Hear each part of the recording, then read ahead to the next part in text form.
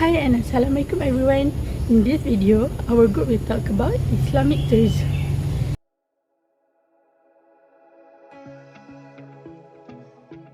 Even as Islamic tourism may seem like a recent concept, people from the Muslim community have always traveled for different outcomes since the founding of Islam. Introduction of modern forms of transport, unlike in the ancient days, has actually led to more Muslims moving within as well as beyond their communities into other regions worldwide. Indeed, tourism remains one of the main factors that have triggered growth and development among most of the developing nations who rely heavily on it economically. Islamic tourism is viewed as a fresh strategy to expand Malaysia's tourism business while upholding Islamic ethics, culture, and values. Malaysia has been gifted with the most stunning natural scenery in comparison to the historical landmarks located in East Asia. As a new strategy to keep Malaysian on Islamic tourism, while respecting Islamic culture and values, efforts should be made to improve Islamic tourism without sacrificing Malaysian culture, individuality, and originality. The state of Islamic tourism in Malaysia remains underutilized, even though if we work harder, the potential for Islamic tourism in Malaysia would be enormous. Firstly, what is Islamic tourism? Islamic tourism can be defined as the journey of Muslim travelers that must follow their religious principles. It encompasses adhering to halal food standards, observing prayer times, and ensuring accommodations are respectful of Islamic norms. Also, it is where travelers can seek blessings from God, as it can be seen as a form of ibadah and da'wah as long as they avoid any wrongdoings during the trip.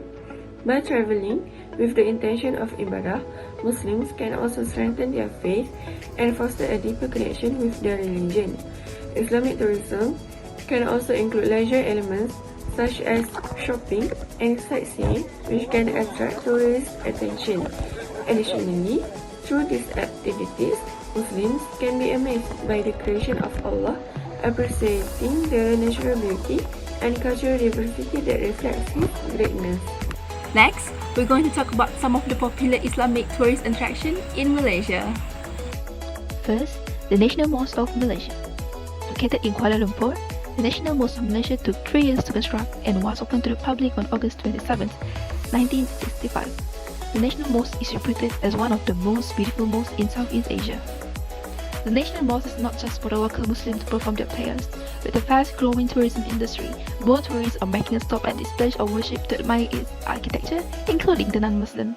In fact, the National Mosque has become one of the top tourist attractions that attract a steady stream of tourists daily. Next, the Islamic Heritage Park. This park is one of the popular destinations in Kuala Terengganu, Malaysia.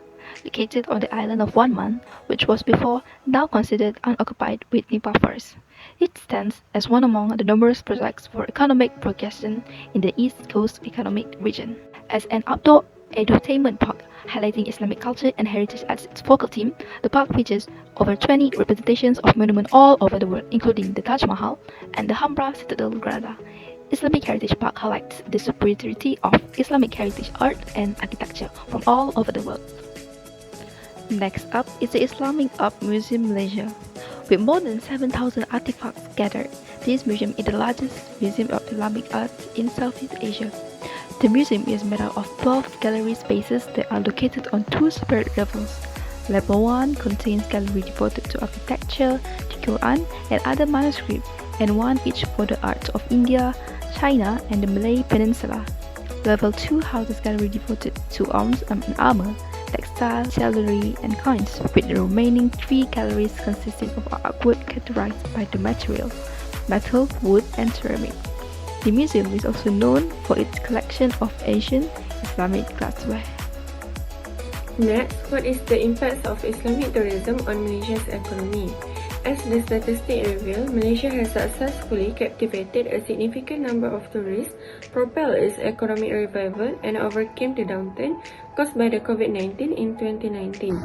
Natural resources such as Terengganu's pristine beaches, Paham's lush rainforest, and iconic landmarks like the KL Tower attracts a steady flow of local and international tourists.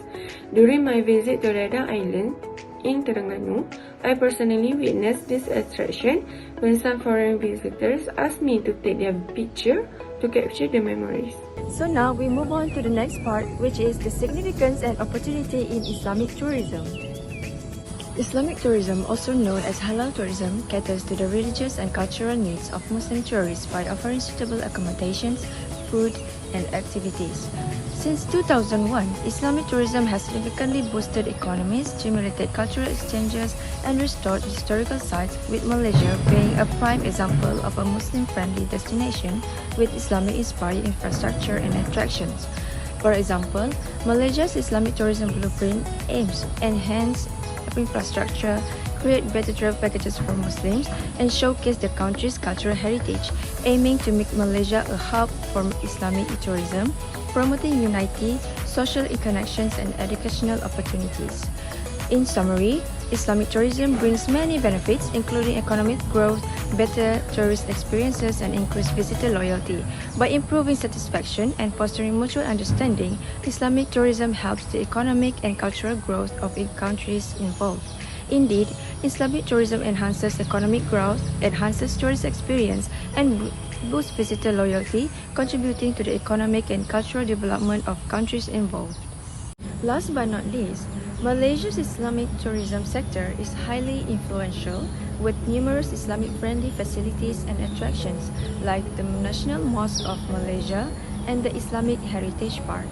The government is working to promote local Islamic tourism, but there are shortcomings like inadequate marketing initiatives in rural areas. Addressing these issues, this will ensure the sector's continued growth and strengthen Malaysia's global economic rankings. By addressing these shortcomings, Malaysia's Islamic tourism will always continue to thrive and contribute to its economic growth. So, that is all from our group. Thank you for watching, and Assalamualaikum warahmatullahi wabarakatuh.